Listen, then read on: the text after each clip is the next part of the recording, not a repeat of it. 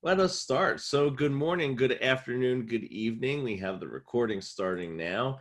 And what I'm going to do is this for all of us who are live, just remember you do have the capabilities of chatting with me, and we're going to go step by step through a whole bunch of this material. So, if you're with me live, feel free to write in the chat box because I do have that open. And what we're going to do today is we're going to start with, I want to start with the law of agency. So let's talk about law of agency. So guys, whoever's live with me today, what is agency? So when I say agency to you guys, what do I mean by that? What is the law of agency? So I'll help you guys out. So this is when an agent, okay, or principal, okay, they act on behalf of or work for, nope, why did I say agent or principal? You can tell it's early in the morning. An agent work on behalf of or work for a principal or client, okay? So what happens is this. The law of agency is basically when an agent acts on behalf or works for a principal or client. So principal / client are the same. In my eyes, there is no differentiation. So, and a lot of what I'm going to be telling you is information for the test, what you need to know, okay? So for the test, in regards to how they would word the questions, I would say principal and client are the same, okay? So I just want to make sure that you realize that. So the law of agency is basically when an agent acts on behalf of or works for a principal. Now, I'm going to talk about the simple law of agency. So we're talking, agency 101. There is universal agency, okay? There is general agency, and then there is special agency. And I'm going to ask the people that are with me right now, okay? The people that are with me right now, if you could give me an example or tell me a little bit about universal agency. So what would be an example of universal agency? When would we be looking at something and saying, oh, that's a great example of universal agency? What would that be? What would be an example of universal agency? Yeah, so what happens is a power of attorney is absolutely a great example, okay? I love that example, so thank you, Yvette, for that one. Power of attorney, because universal agency means they have universality in their agency over the principal or client, okay? So what happens is this. You have a situation where, again, power of attorney, you have universality in representation. So let's give examples, right? So let's say I have power of attorney over my grandparents, okay? My grandparents, I could then go get their prescription medication. I could sign a lease for them. I could go buy a car for them. I could do a whole bunch of different things. Basically, my agency permeates through every aspect of their life. I could control, manage, work on behalf of, or act on behalf of them in multiple different scenarios, okay? So that is the situation with universal agency. You have universality in your agency representation. Now, next one is going to be that of general agency. So do we have anybody who can give me an example of general agency? Type it in the chat box if you're with me live, because I'd like to hear what you guys have to say about that, okay? Property manager. I love the property manager answer. Thank you, Joy. That was great. You chimed in first, so you get a gold star. Property manager, okay? So general agency is basically what happens is this, and think about this. The funnel's getting smaller and smaller. So what happens is universality, universal agent, is the most encompassing in regards to the law of agency, okay? And also, I just want to tell you something about power of attorney because you will see this. An attorney, in fact, okay, is someone who has been given agency through a power of attorney. So let me just make sure that I get that correct for you guys so that you understand what I mean when I say this, okay? Power of attorney is the document or the process that gives agency to someone who is identified as an attorney in fact, okay? Because a lot of people get that confused. So if you're with me right now and that makes sense to you, you're like, oh, I get that, you know, make sure that you understand. Yeah, I see that Yvette said she likes that. Yeah, and I'm glad that you like that, because bottom line is that's something that you will see on the test, because they love messing with your head in regards to that, like they're trying to make you think that there is a difference between them. So what happens is this: the power of attorney is the document or the process by which someone would become an attorney in fact, okay? So someone who has power of attorney. So in the example I gave you with my grandparents, I am the attorney in fact for my grandparents, right? I am the attorney in fact for my grandparents.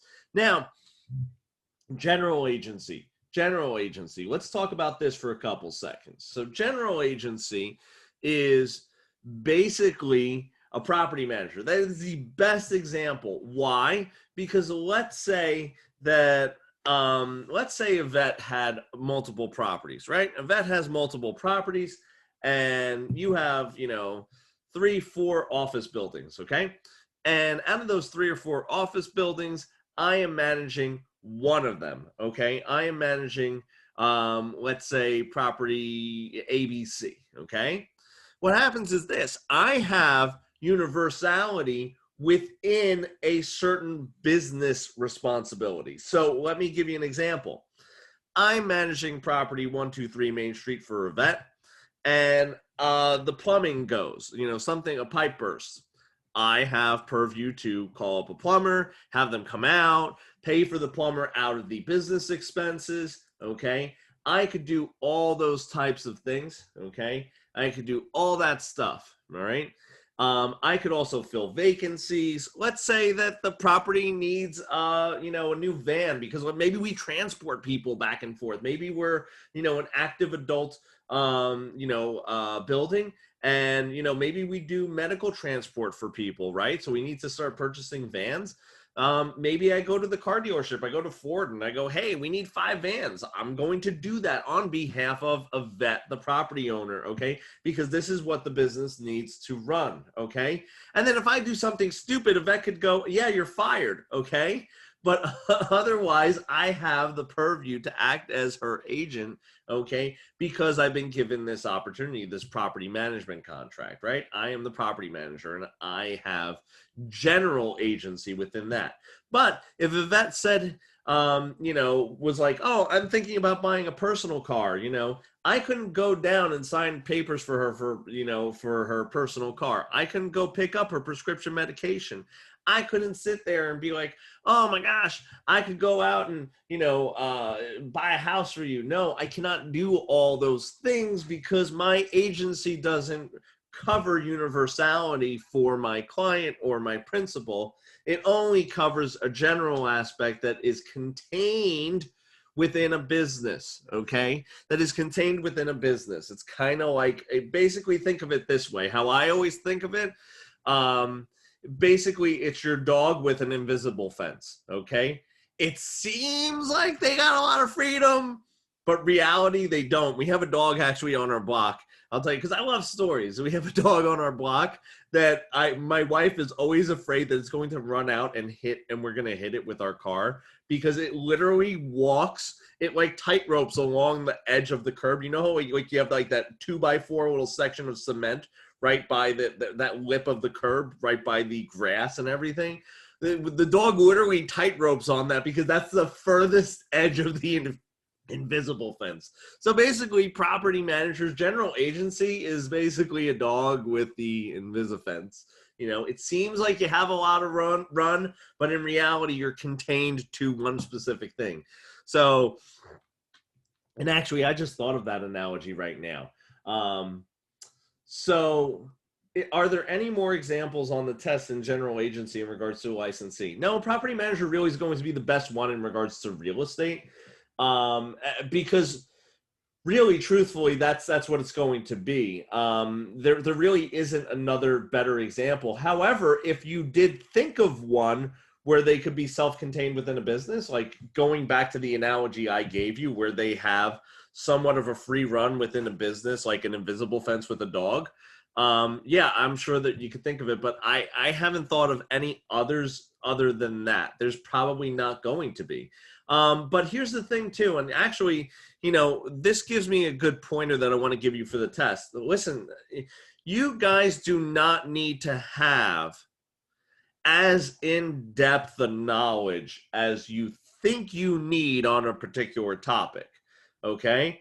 So here's the thing. If you know like one or two sentences for every little topic, for every little thing that I'm talking about here, where you could kind of give the, 30-second elevator pitch on any of these things, then bottom line is this: you're going to pass, okay? Because the questions never go much deeper than surface level, maybe a little below that, into the details of it. There's really not going to be something that you're going to need a super detailed example in regards to that. So that would be my take on it in regards to how they're going to word the questions. So again, you want to know, and this is also the reason why I tell my students, listen to this.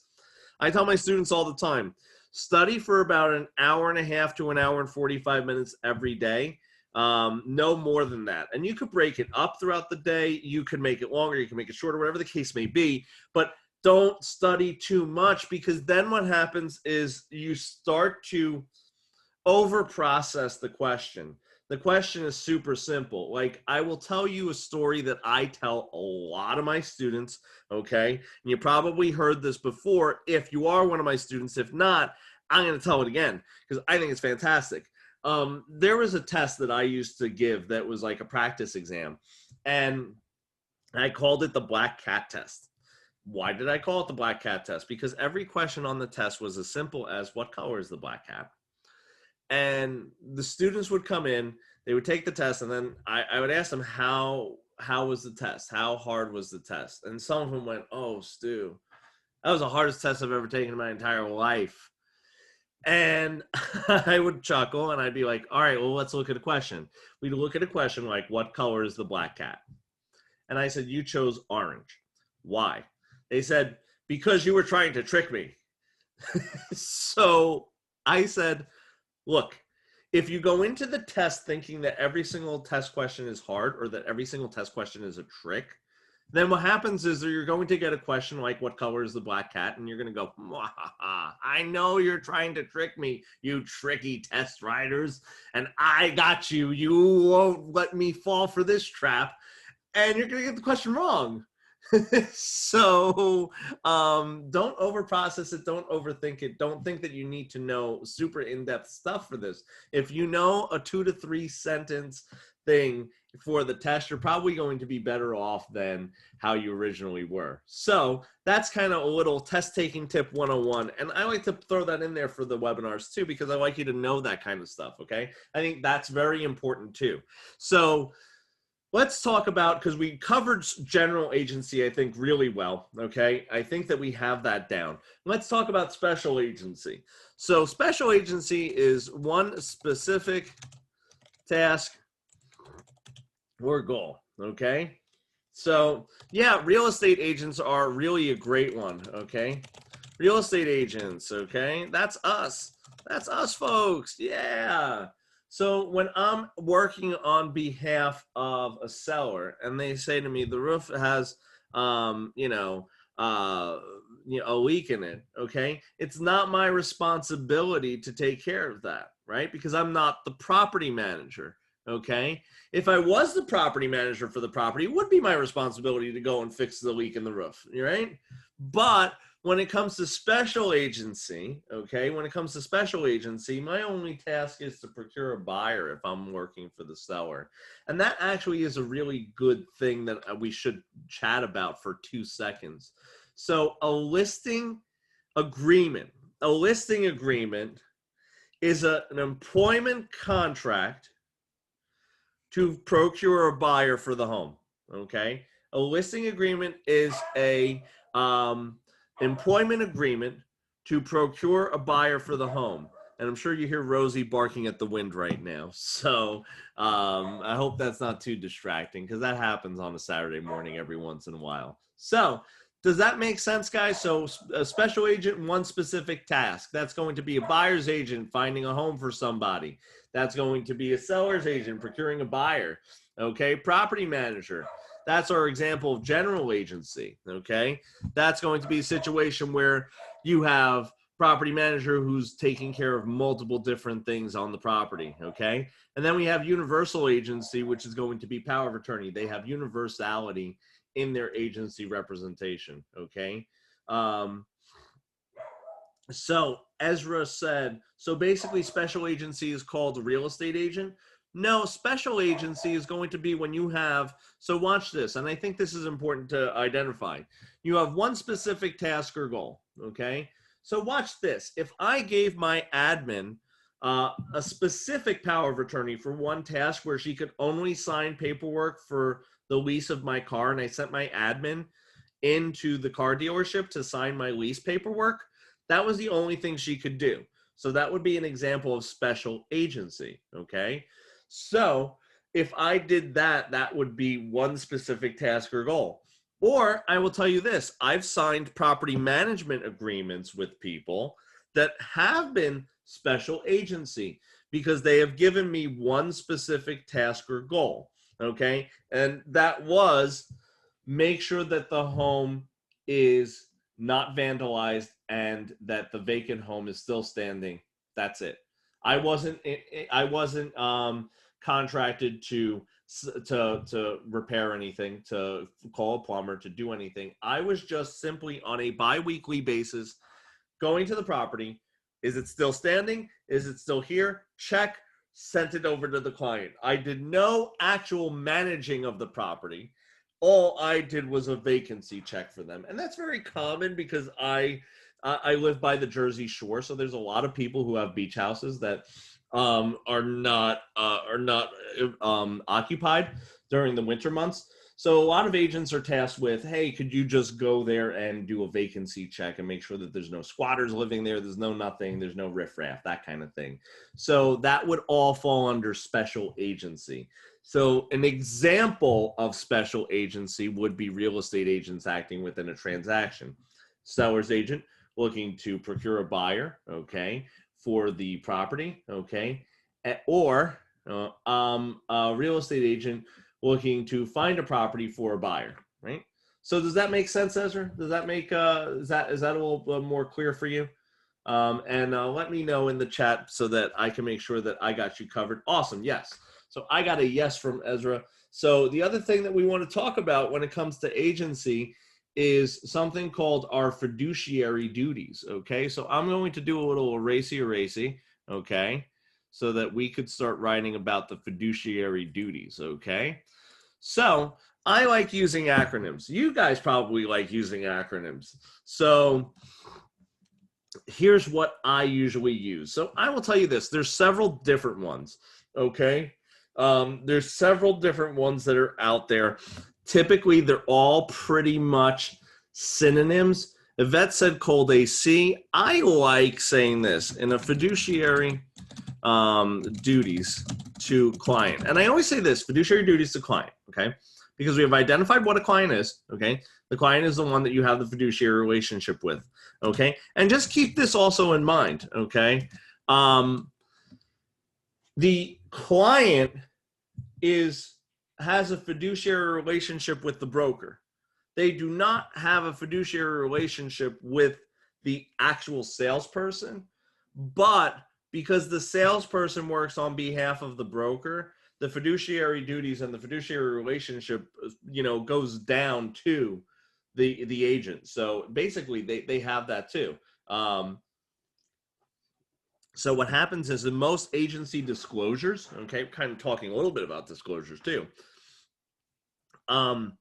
they'll say Stu working on behalf of broker Jen, so Jen is my broker, okay?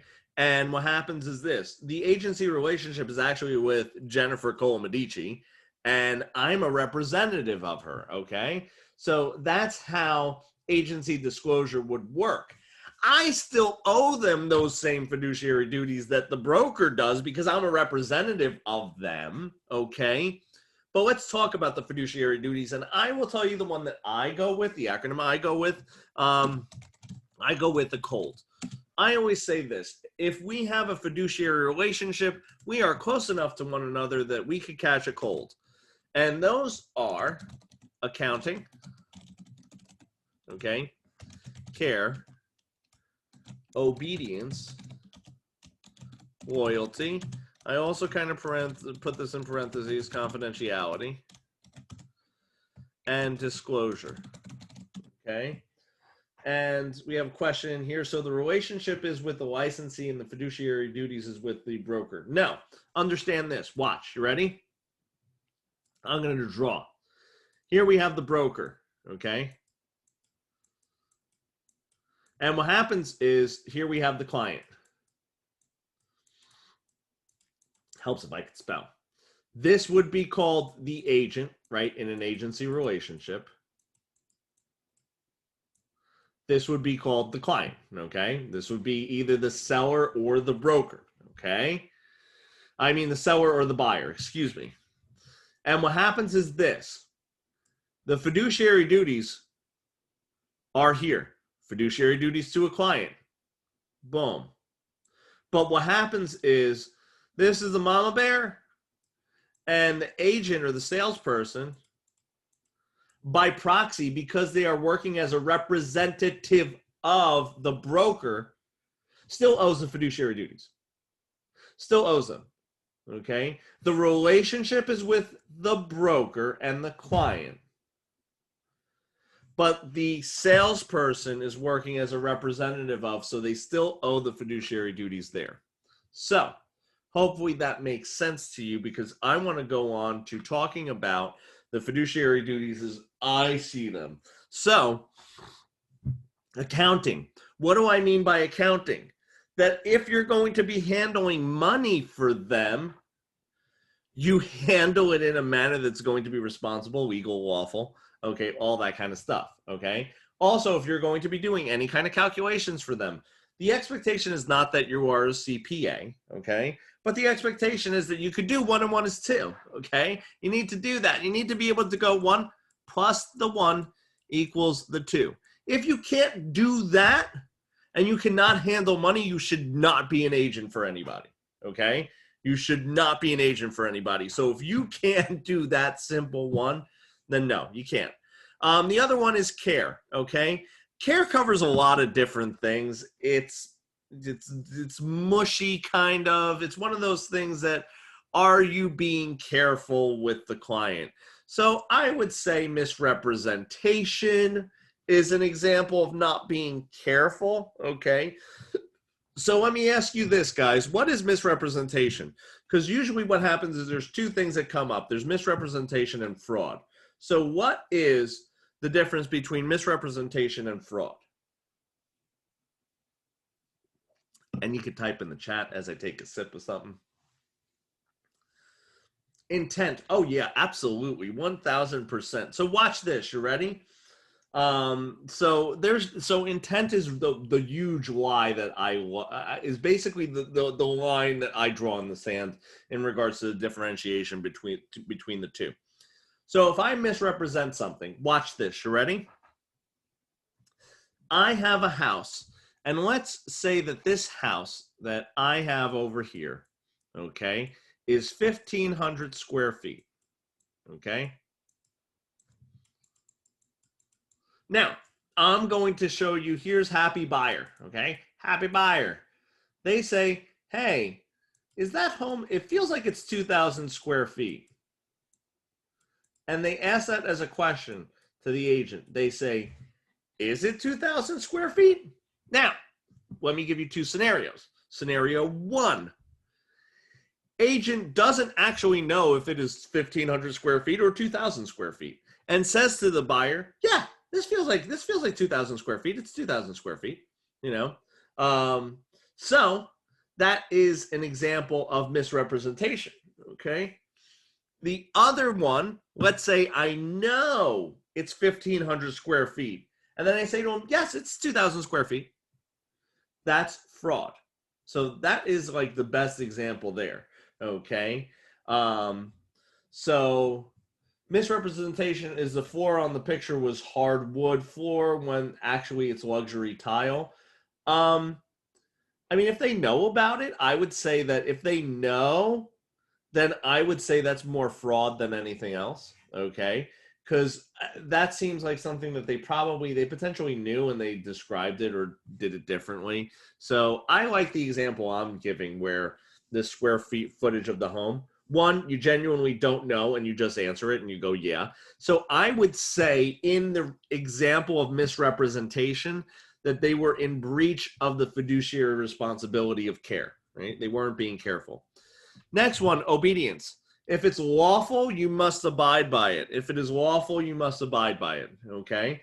So if it is a lawful activity, you must do it. If it's illegal, you can't. No, absolutely not. Okay. Next one, loyalty. And I mush confidentiality into this. Okay. I mush confidentiality into it because I think that that's kind of, they go hand in hand in my interpretation and in my acronym usage of the fiduciary duties to a client. Okay. So confidentiality is basically, okay, or loyalty is basically putting their needs ahead of your own. Okay.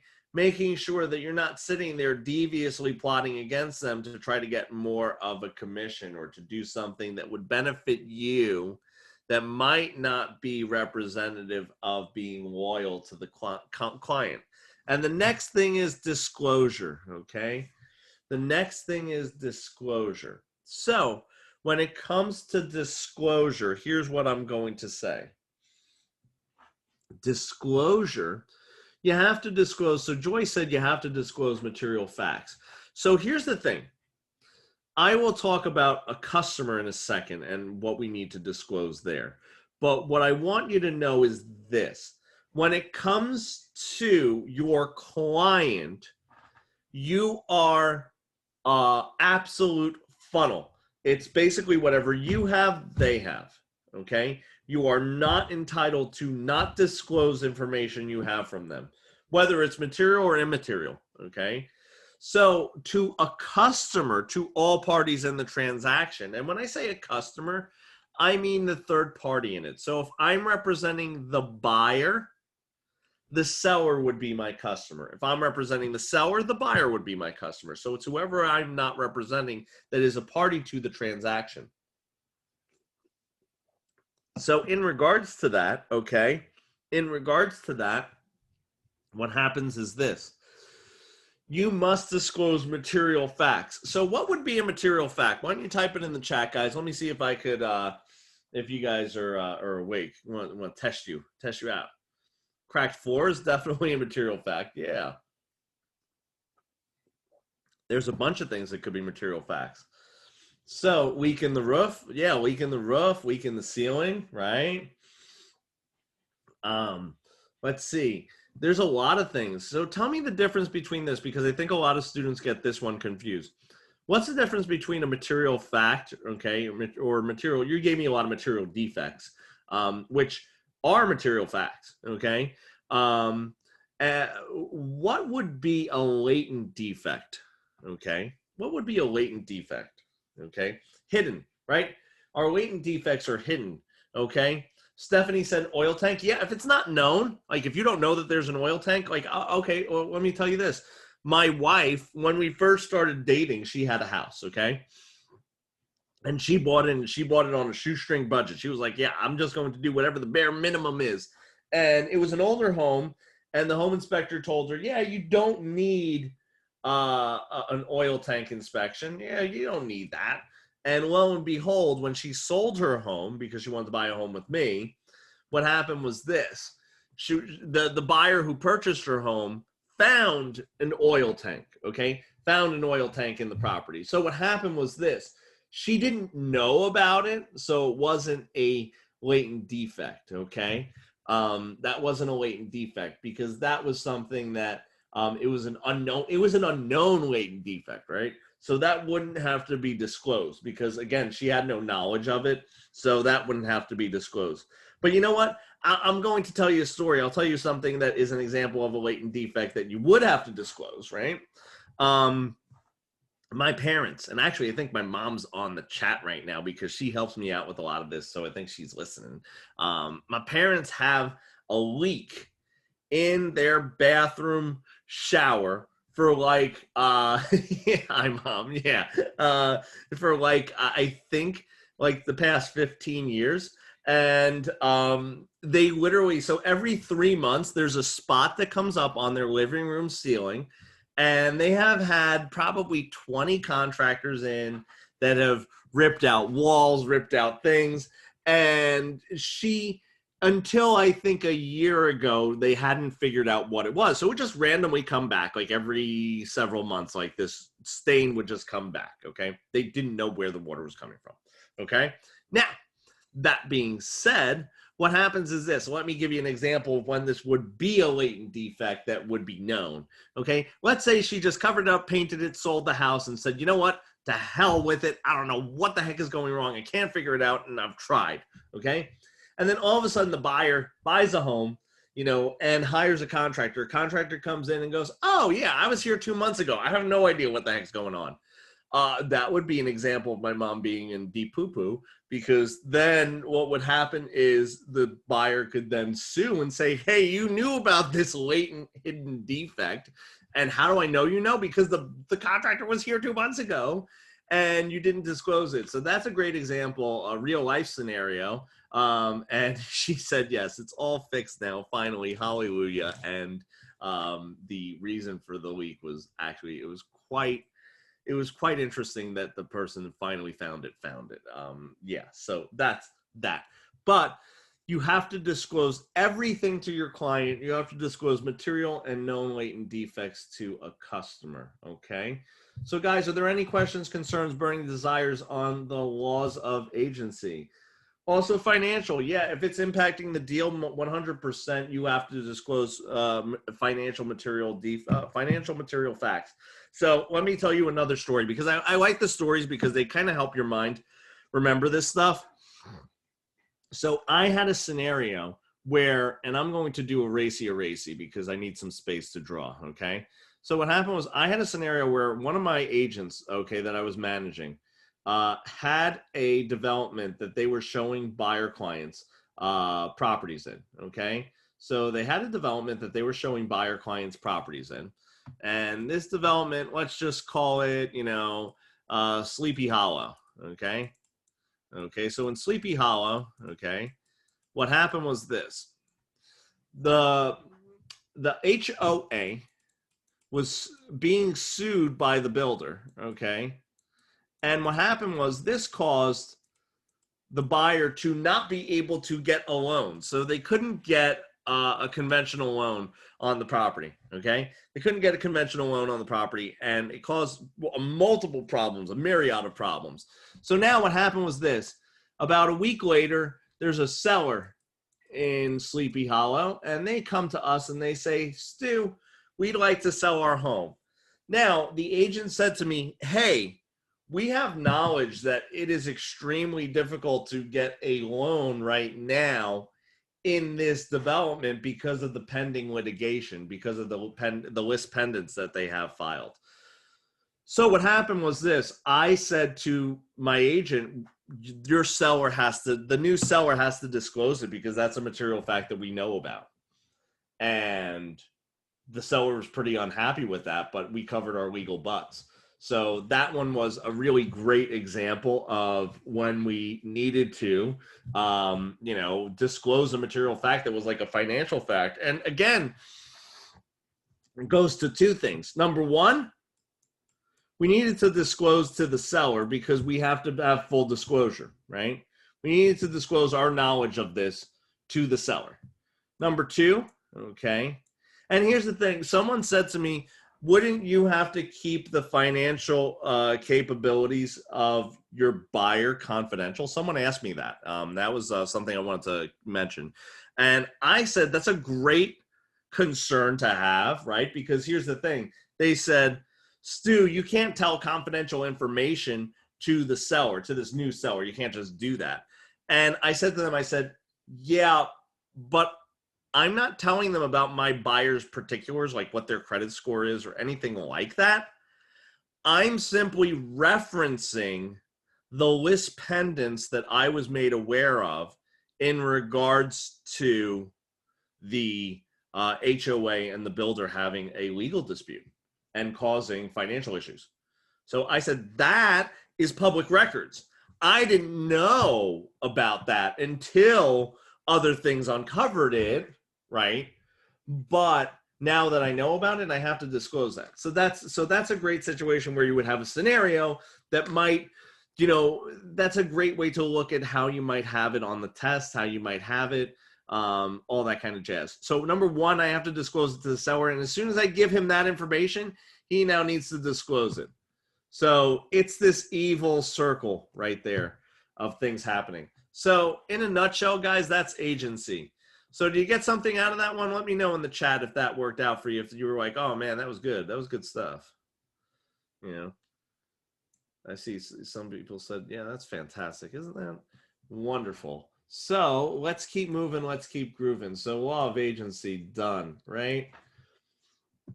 Let's talk about the primary financing market and the secondary financing market, right? So I like telling this story because I think that it's a story that you guys need to hear. I'm going to tell you how money works, okay?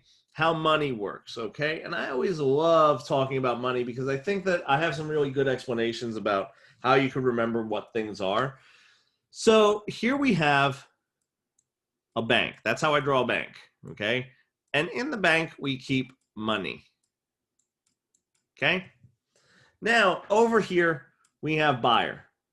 Buyer is super happy because they're like, bank, give me money.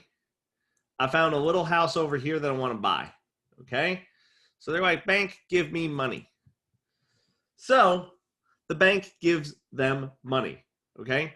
That we would refer to as the primary market, okay? The primary market is banks lending money to buyers, okay? So that's basically what happens. And there's a lot of different things to it. I'm giving you the very, very surface level stuff. So when banks, lending institutions, credit unions lend money to buyers, that is considered the primary financing market, okay? That is considered the primary financing market. Now, what happens is this, okay? You guys all have that shady, shady friend, okay? That shady as anything friend that you don't trust as far as you could throw.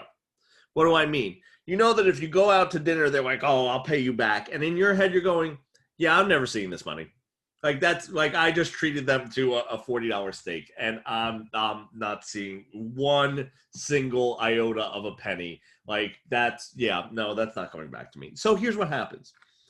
The bank treats every single person it sees and it lends money to as that guy that's never going to pay you back. Okay. So they treat them as that. So the bank is always kind of like this. They give this face. I don't think you're going to pay me back. Okay. They're kind of like, meh. So here's what happens. They're like, we need to know that this money is going to come back to us. Okay. We need to know that we're not just throwing money out the window and putting it in a shred bin. So the buyer goes, got it. Not a problem. Here's what we're going to do. I'm going to give you this thing called a note or a promissory note. And the bank goes, what's this promissory note thing? So guys, type in the chat. What is this promissory note? What is a note? What is that? Evidence of debt. It's an IOU, you know?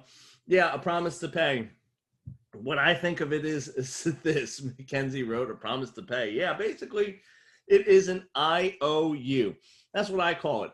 Or how I like to put it, that is like the bank looks at this and goes, this is like an IOU. They're like, this is like the love coupons that my wife gives me on Valentine's Day for a free back massage that like I never could cash in on. They're like, and the buyer's like, yeah, like that. So that's exactly what it is. So the bank's like, yeah, I don't really like that. They're like, those never come in handy. Like, they're like, yeah, I never, they're like, no, I don't like this whole IOU thing. So they're like, we're going to anticipate. So the bank's like, we need something more. And that's when the borrower, excuse me, is going to give the mortgage to the bank. So what is the mortgage? Well, the mortgage is said to secure the note because, again, I just told you that the note is like the love coupons that they're like, yeah, I'm not going to really, you're not going to pay me back because, again, the bank is doubting you every step of the way. So then what happens is the buyer finally says, hey, I'm going to give you the mortgage to my little house over here. And that is pledging this little house as collateral to repay the loan. So think about it. What happens is this. The borrower is basically like saying, so imagine if on Valentine's Day, okay, my wife gave me the love coupons, free back massage whenever you want. Oh, I'll do the dishes after dinner tonight. And, and then you're like, yeah, what if you don't do anything for me on that? Like, what if I try to use these coupons and it doesn't go anywhere? What if I said to her, hey, give me $100 until I'm done using these coupons, until we're even, okay? That's basically what the mortgage is. The mortgage is pledging the property as collateral for repayment of the loan. So now here's what happens. Fast forward, a bunch of buyers do this, okay? And you see all the money that was once in the bank? Well, it's no longer there. The coffers are dry. So what happens is they are left with these mortgages, okay, which is pledges of real property, okay, and these notes, okay, but no money, honey, okay. So what happens is this. They're like, we need to get more money. So that's where the secondary market comes in. So who's on the secondary market? So we have Fannie Mae. Yep. So we have Fannie Mae.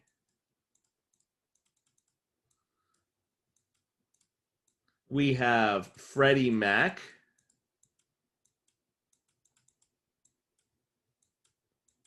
And we have Ginnie Mae.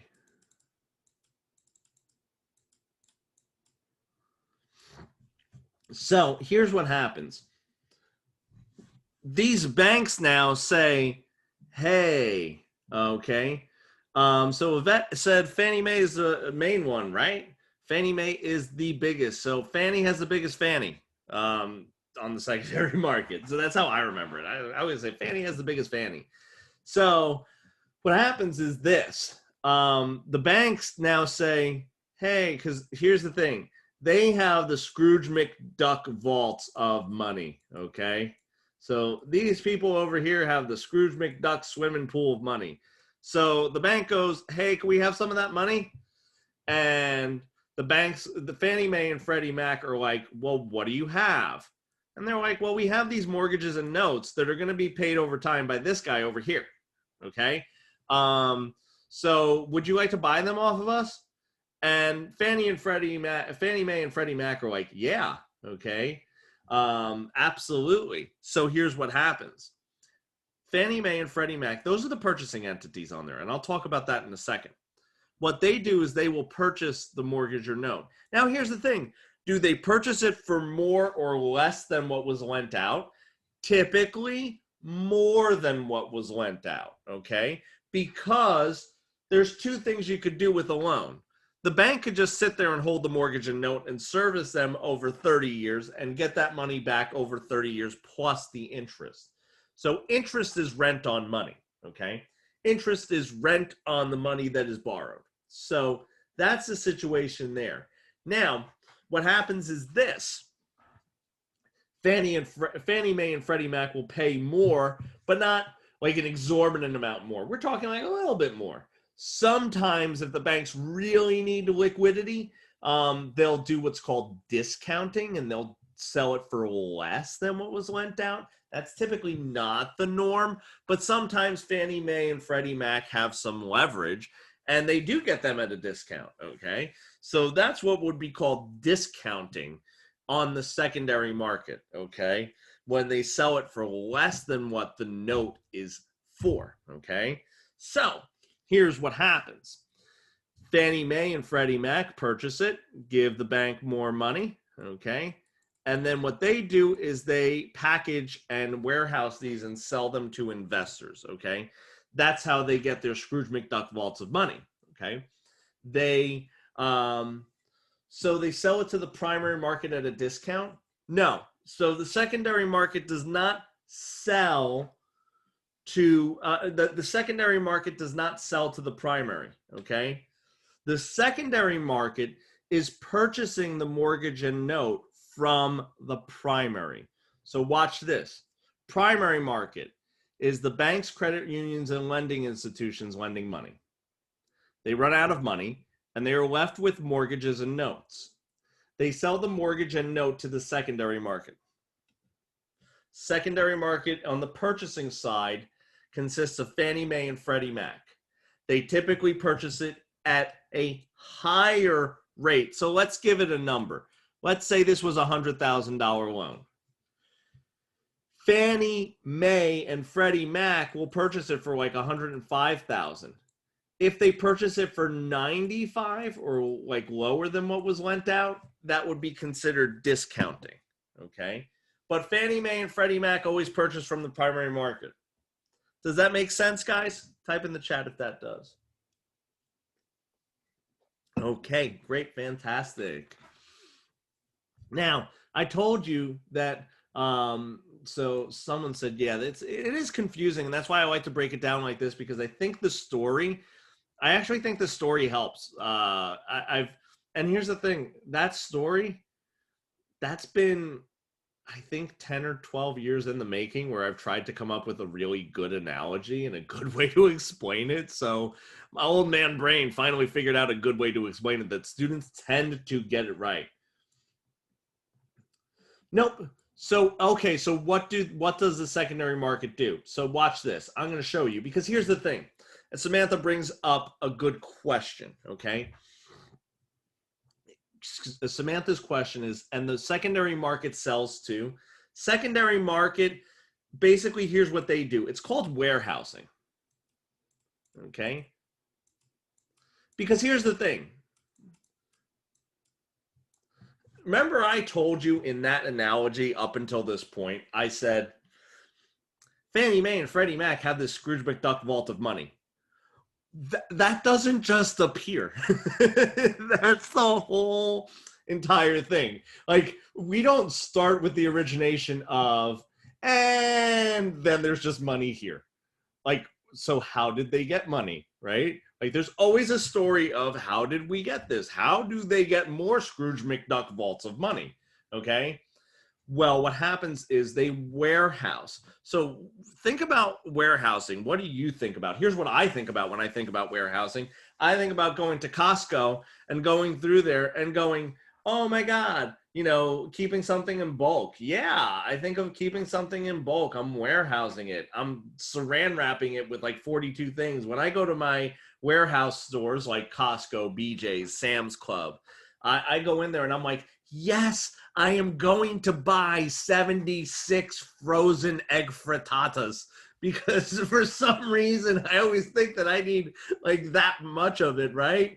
So when I think of warehousing, I think of packaging something together, keeping it in bulk. So what they do is they basically take these mortgages and notes, and instead of selling them individually, they're like, no, that's not good. We need to get multiple investors in here. We need to get a lot of money. They need Scrooge McDuck vaults of money. So what they do is they package it, warehouse it, and then they say to investors, hey, do you want mortgage-backed bonds and security so in your investment portfolio? And people go, yes, we do. So Fannie Mae and Freddie Mac sell shares of Fannie Mae and Freddie Mac, which would be the equivalent of buying into bulk warehousing of the mortgages and loans that they bought from the primary market, hence where all of their Scrooge McDuck money comes from. Does that make sense? Okay, did I have a light bulb moment for you guys? Does that make sense? And I'm going to talk a little bit more about Fannie Mae and Freddie Mac, right? Because I think that you need to know what they do. And I also have left out, you're sitting there saying you're giving a lot of love to Fannie and Freddie, but not a lot of love to Ginnie, okay? So let's talk about Ginnie, okay? Ginnie Mae was created fairly recently. So Ginnie Mae is not an old entity. She's not an old lady. Even though she has the old lady grandma name, she is not old. She was created in 2008 when everything basically, when literally the financial institutions, the housing market, literally we threw a match into the brush and we just watched it burn. They were created out of that. Because here's what happened. Let me tell you a story, okay? I'm going to give you the oversimplification. Fannie and Freddie, okay, do you see where they're getting their money from? They're getting their money from investors, okay? So what happened was this. Fannie Mae and Freddie Mac were left with a lot of loans that they had to foreclose on and a lot of homes that were being short sold, which is selling the home for less than what the note is, okay? What is less than what is owed. So Fannie Mae and Freddie Mac basically, turned their pockets inside out and we're like, there's no more money here. Like we're not buying stuff. We have to hold tight. And Ginnie Mae was created. They're the government entity there. Okay. Now, if you understand anything about what I've told you right now, you understand that Fannie Mae and Freddie Mac, because they are funded by investments, okay, they have Scrooge McDuck piles of money. Ginnie Mae, the government entity, does not have Scrooge McDuck piles of money, okay? Ginnie can't just go out there and buy things like Fannie Mae and Freddie Mac can. They can't. There is no Scrooge McDuck vault. But what they do is they sell what's called pass-through certificates. You don't need to know the nuances of what that is. And basically, I have already told you more than you need to know. But let me explain Ginnie a little more just so that the picture comes into fruition. Ginnie Mae is the mom that hides the vegetables in the mashed potatoes, okay? Basically what happens is she helps incentivize Fannie Mae and Freddie Mac to purchase credit challenged loans, to purchase some higher risk loans, okay? To go in there and get those things instead of cherry picking all the nice, happy, wonderful loans so that the primary market could get liquidity. Because when Fannie Mae and Freddie Mac purchase, liquidity goes back into the primary market, okay? If Fannie Mae and Freddie Mac stopped existing, the banks would lend out all the money that they have, and then they would just sit there, twiddle their thumbs, and be like, well, now we have to wait 30 years, okay? That's basically the situation there. Does that make sense? Like, tell me if that's like a light bulb moment. If you're like, oh my God, Stu, where were you when I was actually learning financing? That's what people usually tell me. They're like, why didn't my teacher explain it this way? That makes so much more sense. Because I'll tell you why. Most teachers don't understand it the way that, no, it's never been explained to them in a simple, easy to learn format. Okay. So let's talk about the three different types of loans. You ready? We have FHA loan, VA loan, and a conventional loan. Okay. And we're going to learn about those in that order. Okay. So we talked about the primary market, the secondary market. We got to tick off what we're learning. Bump and bump. Okay. So now we're going to learn about VA, conventional, and FHA loans. So tell me, what is an FHA loan? What when I say FHA loan, what is it? Why would you want it? What is the situation there? What are some things that are positive about an FHA loan? Type it in the chat. Tell me what you think, guys.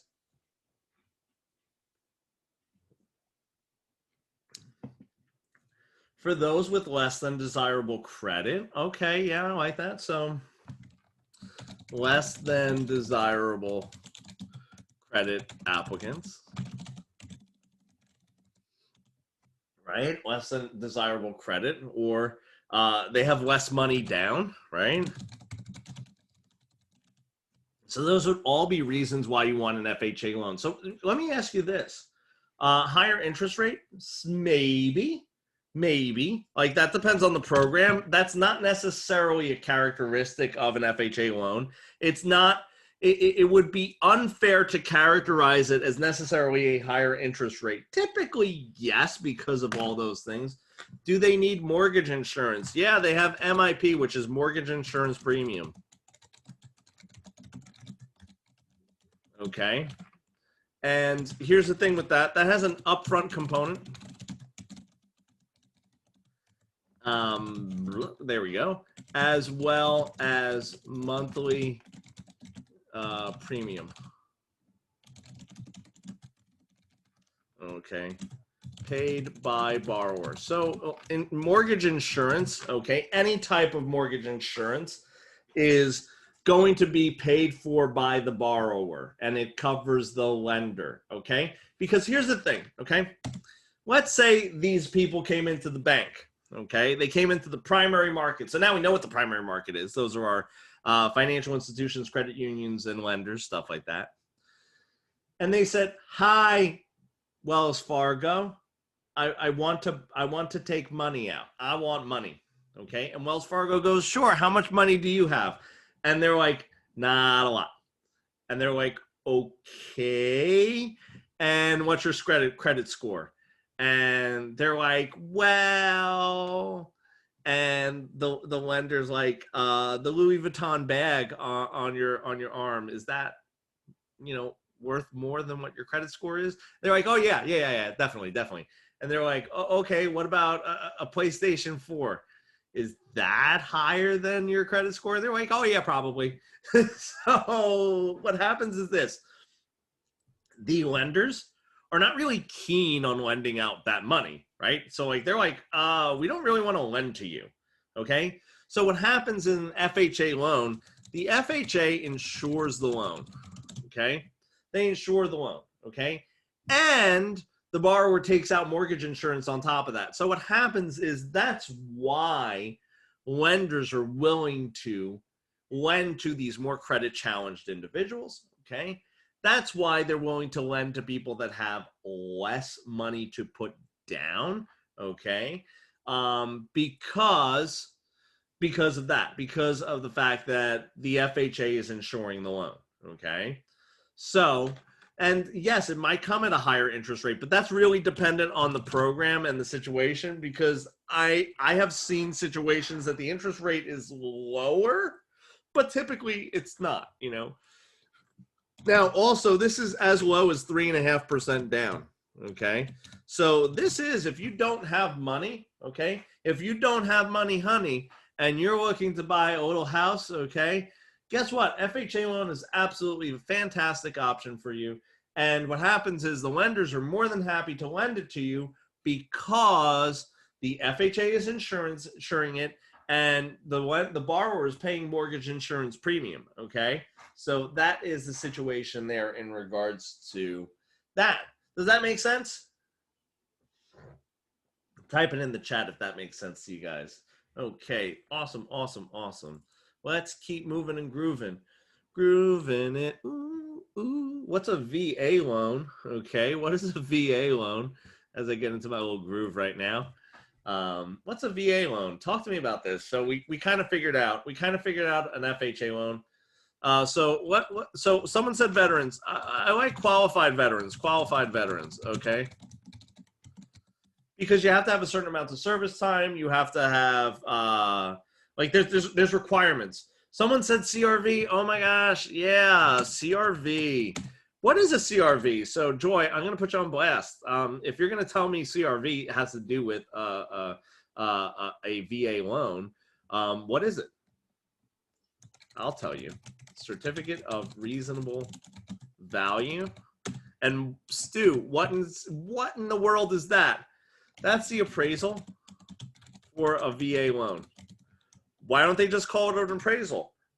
I don't know. We can't type as fast. Yeah, I am a fast typer, actually. Like, little side note, like I am a super fast typer, like sickeningly fast. I definitely could probably out type all you guys. And I say probably because there might be someone in there that's better than me. Okay. But I'm up there. I'm definitely up there. My mom was, and she's actually in here. So she went to secretary school and everything. So my mom yeah, I can't out-type my mother. That's what I was about to say.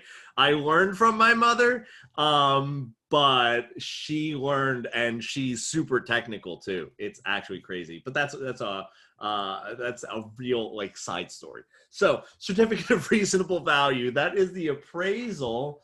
That is the appraisal for a VA loan. Okay. Why don't they just call it an appraisal? I don't know. They call it a CRV, or certificate of reasonable value. There is no difference in that, other than it's just another acronym that could confuse you. Okay. So we said qualified veterans. We said certificate of reasonable value is an aspect of this. Also is a 100% loan. You could do 100% financing. Okay. No, there are deadlines with it. Yeah, no, like they don't open up the deadlines to just nothing. There are deadlines with it. Like you need to meet certain requirements. You need to do certain things within a certain period of time. No. There's definitely the lenders on these. They'll definitely have deadlines. Like you have to do certain things in a certain time. Okay. And usually I don't have a problem with that. Usually my veterans are very on time. They stick to dates very well. So I usually don't have an issue on a VA loan with that either. So it's 100% financing instrument. So remember I said the FHA insures, watch this. I need to highlight some things. All right, guys. Why? Because I love you. I need to show you some stuff. FHA insures, the VA guarantees up to 50% of the loan in certain situations. Okay. So survived spouse who hasn't been remarried qualifies. Yes, 1000%. That is a great thing too. Yeah, absolutely 100%. So the VA guarantees up to 50% of the loan. So that is why the banks, and here's the thing, like the reason I tell you this stuff, FHA insures, the VA guarantees, is because I need you to understand the whys behind why the lenders are doing certain things, okay? So why is the lender willing to lend to someone who is credit challenged and only has 3.5% down? Because the FHA is insuring the loan, okay? And the borrower is still required to take out mortgage insurance premium, okay? In a VA loan, there's also no mortgage insurance on VA loan, no mortgage insurance. Why? Because the VA is guaranteeing up to 50% of it. That's the why. Okay. So qualified veterans, certificate of reasonable value, which is the appraisal for a VA loan, 100% financing instrument. So can they put money down? Let me ask you that. Can they put money down? Do they have to just do 100% financing? And I'm just curious if that's what you guys think. They don't have to put money down, but can they? Right? Like, let's say they can. Yeah, that's the moral of it. So they can, but they don't have to. Okay. So I think we covered FHA and VA loans really nicely. So what is a conventional loan? What is a conventional loan? 20% down with a question mark? So let me ask you a question of that, because you just said 20% down question mark. Could I take out a conventional loan with 10% down? Yes. Okay. So, like, and here's the thing: you're not wrong in correlating. And this is something else. I want to kind of give you a test tip right here. Don't go heavy into word association. Okay. Because the more heavy you just associate words with it, you need to be malleable in your thought process on the different terms. Okay.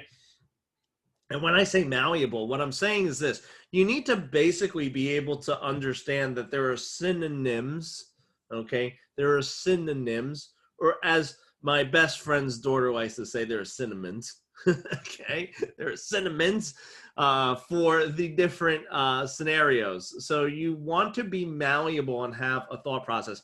I rather see you guys when you're studying and you're doing a like flashcards or things like that. I'd rather see you actually get to the point where have like a fleshed out thought that you're, thinking of, like where you're like, oh, a VA loan is one where you have 100% financing as an option. This is for qualified veterans. The certificate of reasonable value, or CRV, is going to be the appraisal for it. And the VA guarantees up to 50%. There's no mortgage insurance. Boom. Okay. So you want me to get back to the conventional loans. Thank you for keeping me honest. Okay. Conventional loans are not government backed. Okay. So basically, it's not an FHA or VA loan. So if we had to figure out, basically, if we had to figure out what is this loan that I have in my hand? Well, is it FHA insured or VA guaranteed? No, then it's conventional. Okay. Then it's conventional. This one, they have PMI, which is private mortgage insurance. Okay. Why do they call it something different than an FHA loan? And it's so close, though. I don't know. They just want to throw you off. It's just evil. So private mortgage insurance, and that is if the loan to value amount is greater than 80%, okay? And the loan to value amount, let me show you what that is, just so that you guys know. That is the percentage of the value that is the loan. So let me show you what I mean by that. You ready? I have a $75,000 loan, okay? And I'll call this loan in my chicken scratch. Then I have a $100,000 value. What is my LTV, or loan to value? You can do that in your head. At least I hope. That is 75% loan to value. So in that situation, you would not need PMI. Okay, you would not need PMI in that situation because your loan to value amount is less than 80%. Okay, you would not need PMI. So that is VA conventional and FHA loans. And you guys who are with me, do you have any questions from what I covered just now? Because we're moving and grooving. We're really getting through this. Say what again? What in particular? Moving and grooving? So Yvette, tell me what you need me to say again. Where did I lose you? The explanation of loan to value? Okay. So loan to value is what percentage of the value is the loan. A $75,000 loan is 75% of a $100,000 value. That's what it is. It's what percent of the value is the loan. This one, and I used easy numbers because I want to do easy numbers in the morning, okay? It's morning out where I am, and I don't do hard numbers in the morning unless I tell you ahead of time that we're doing a math torture session, okay? So that's the situation there. So thank you for asking me that again. And like I said, guys, I want to make sure, and that's why you guys that are in the chat are the most important thing. So if you have questions, concerns, or there's something you're not getting, I want to make sure that you get it, okay? So let's keep moving and grooving. Let's go on to something else. Let's go to appraisals, okay? Because I love me some appraisals.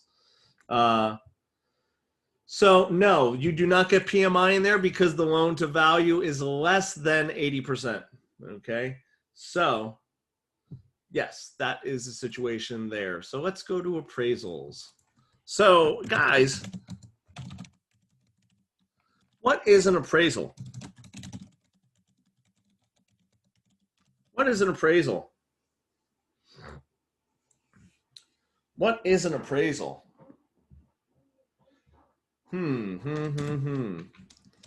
It's an evaluation of the property. It's a value of the home. We're getting there. Emily typed in, it's an estimate of value, okay? Or an opinion. I like opinion of value too, because that's really what it is. And that's given by a licensed appraiser. Okay, so what are some reasons why we would need an appraisal? So why would we need to have an appraisal done? Like, why would I want to have an appraisal of my home done? Okay, to compare to other properties. For what reason, though? Like, what would stimulate me? Like, I don't just wake up in the morning and go, you know what? Today is the day I want an appraisal done. Like, why would we need the property?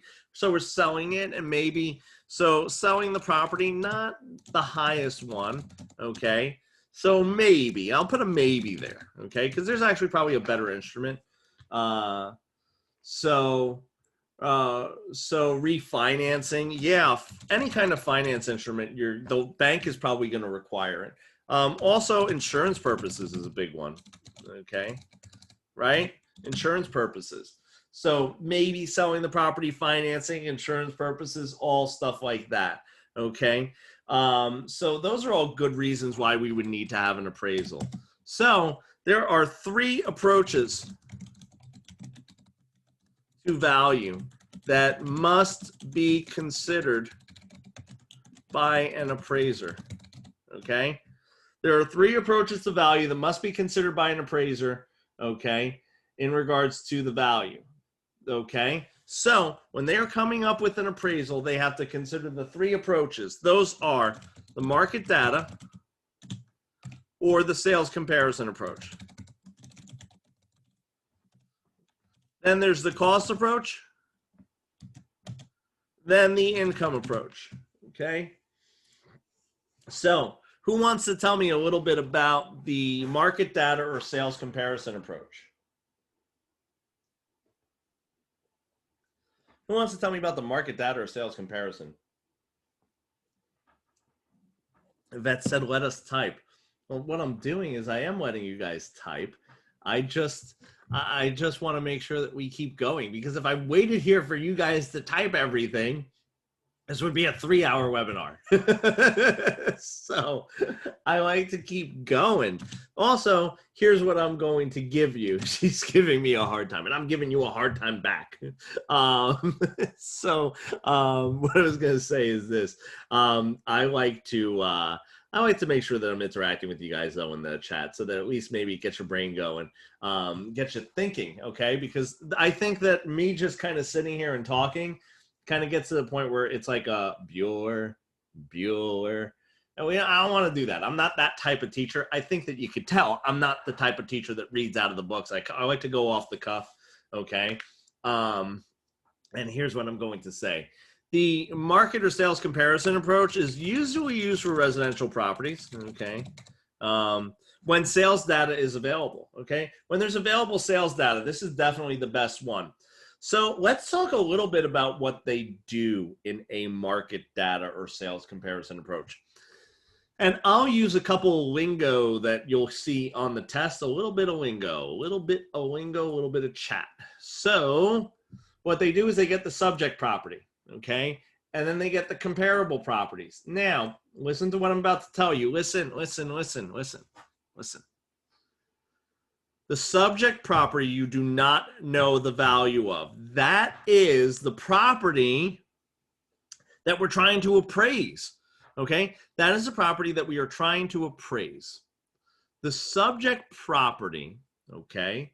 The subject property we don't know the value of, so you cannot make adjustments to the subject property. Listen to me carefully.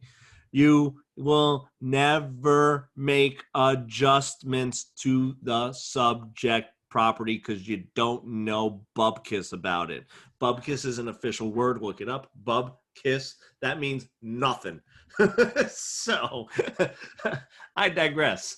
You will never, ever adjust the subject because it is unknown, okay? But the comparables have sold. You know a price on the comparables. So you will always adjust the comparable up or down in comparison to the subject. We compare the comparable. Think about that. That makes sense. We have a subject. That is the purpose of us writing stuff down on paper as an appraiser. Okay, we have a subject, and the comparable is the compared property. We were comparing it back to the subject, okay? So if this has 3 beds and our comparable has 4, then here's the thing. The comparable is superior. If it is superior, we need to adjust the price down because we would assume that it would sell for more. Capiche? Do we have an understanding on that one? Give me a big smiley face, a big yes, a thumbs up. I don't care. Yeah, that makes sense, right? Because, and also here's the thing, watch this. Let's say this had 2 baths, okay? And then this one had 1 bath. Well, what happens is this. This is going to be inferior to the subject, so we have to increase the price, okay? And now, here's what you're probably thinking. Stu, how much are they increasing the price by? There's a reason why this is an opinion. You can ask 10 appraisers working in the same market, how much would you increase the price of a comparable for a bathroom? And you will get 10 different answers. That is the opinion of the, whatchamacallit, the opinion of the appraiser, okay? That is the opinion of the appraiser. That's why this is basically an opinion-based solution they are solving for. So that's what they're going to do. They're going to take all these comparables and adjust according to that. So Yvette asked a great question. So will us agents mostly be using this process, okay, or this approach? So what happens is agents do what's called a CMA, okay, or a comparative market analysis, and you will do something similar to this. But what happens is because it's not an appraisal, you're not bound by the rules and regulations of the appraisal board, so you can do a lot of different things. So what happens is this, and here's the thing. Remember I told you the purposes for finding, like, why would we need an appraisal done? And remember I said for financing, insurance purposes, things like that. A CMA is probably going to be done more on a consultative basis, meaning that you're trying to consult with a buyer or a seller in regards to what they should be selling or offering for a property, okay? And it's going to be more dynamic. So in a market data or sales comparison approach, an appraiser could really only use, excuse me, can only use sold comparables. So they can't consider what's active on the market, which that changes a lot of things, right? So like, let's say 3 months ago, there was 40 homes in development active, and basically buyers had leverage, buyers were negotiating the heck out of them, and now there's only 2 homes on the market, okay? That's a lot different because the principle of supply and demand have disparate impact on how the market is going to see these different the value, right? So you have a situation here where I would highly suggest that when you're doing a CMA that you do consider those other things, right? Because that's the whole reason why you would do a CMA over an appraisal. Otherwise, everyone would be getting an appraisal, okay? And they just don't do that because, again, the appraisal is a snapshot of sold data when we're talking about the sales comparison approach, whereas opposed to a CMA could be more dynamic and you really have kind of like free reign, okay? That's, really the situation there. Does that make sense, guys? And type in the chat, let me know that you guys got that. So up to 6 months after they've been sold, so Samantha asked a great question. They like to stay within that 6-month range, the appraisers. Could they go out further? Yes. The problem is the further out you go, the less reliable it becomes. And then you have to sit there and think, is there another approach that might be better suited for this appraisal? And that might be the case. Or do you go further out as far as your radius?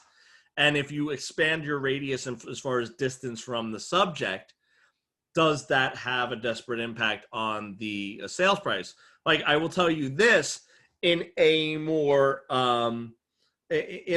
suburban area, right? In a more suburban area, maybe you do have to go out further in regards to finding some comparable properties, because if your properties are spaced out, like, there are towns around me that the properties are on an acre and a half of land. So if you narrow down as an appraiser your window to a 1 mile radius, that's tough to find something, especially with that size footprint.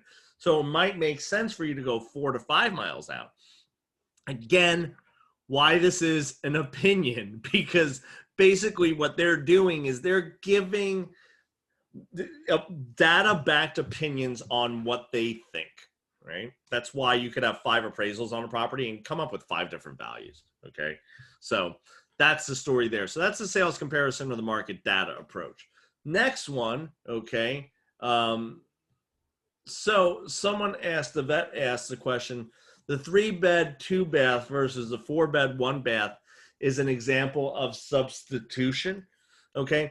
So the principle, the approach of market data or sales comparison only works if the principle of substitution is able to be applied, meaning that they are similar enough, okay? They are similar enough. So what happens is this.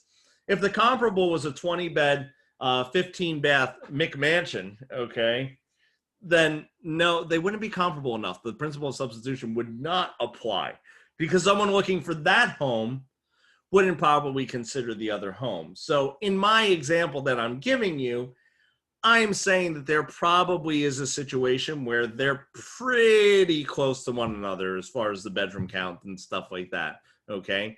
So what happens is, again, I would never go to the bartender and tell them, Mr. Bartender, I'll take a Dom Perignon or a glass of Coors Light, whichever one you have handy.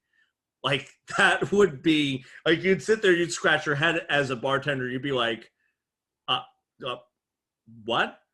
But like, if I went to the bartender and said, hey, whatever one's, available, I'll take a Coors Light or a Miller's Light, whichever one you have, whichever's cheaper. Do you have a special on one of them? Like, the bartender would totally understand that and no, and they'd be like, yeah, no, principal substitution at play. That's what they would tell me, because they would know that I have my doctorate, I have my doctorate in real estate. So I that's how I bring those things to life. And yeah, you have a great way of bringing the vocabulary to life. Yeah, I try to, because this is 13 years of doing this. I've been doing this too long.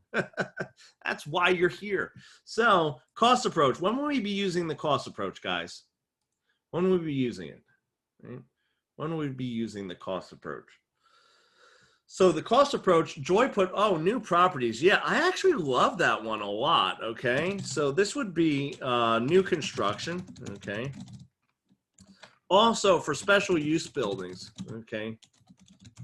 Okay, like a library, for those of us who speak Spanish, biblioteca. It's funny. That's like one of the few things I remember from Spanish. And yes, I have my mother on here, and she can attest to the fact that I was an awful student.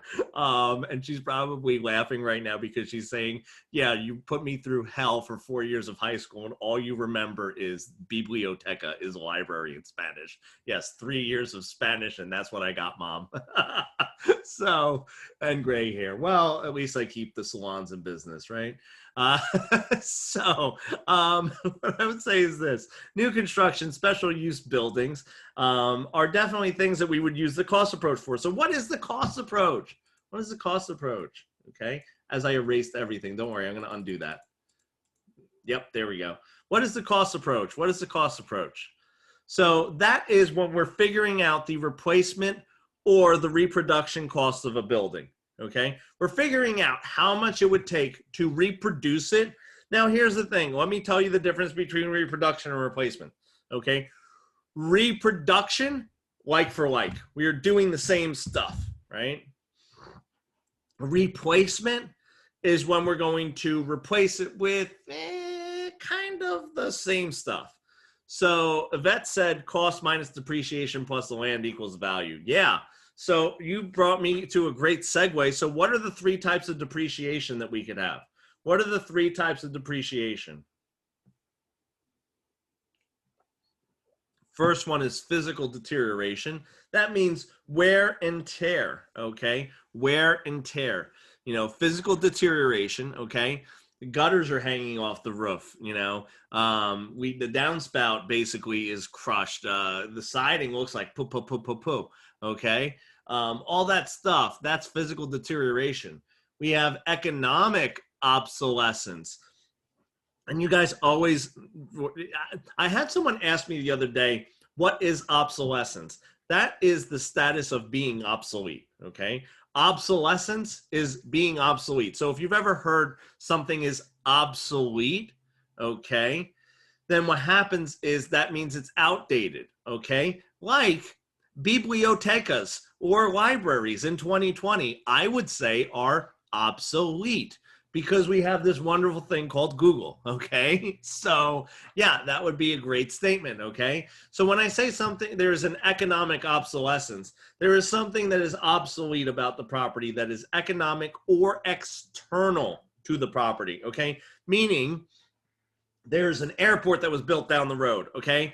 And, or let's say all of a sudden, no one cares about having side hall colonials. My entire block is side hall colonials, okay? So if all of a sudden everyone woke up tomorrow, October 11th, 2020, and said, we hate side hall colonials, okay? Then what would happen is this, I'd be SOL, okay? And I would also have an external or an economic obsolescence that makes my property not that desirable anymore, or affects the value of my property. Now, there's also functional obsolescence. When something's functionally obsolete, okay, that means that the function of the home is not what we would build today. Yvette said a 10-bedroom, 1-bath is functional. That is functional obsolescence. I wouldn't say that's functional, because basically that is, you know, Snow White and the 7 Dwarfs and then some, and you have one bathroom. That is going to be a long line in the morning. She said, sorry, I can't type fast enough. Yeah, so 10 bedrooms, 1 bath would be a perfect example of functional obsolescence, okay? So guys, that is depreciation. And then land. Land, how do we come up with the value of land? Let me ask you that.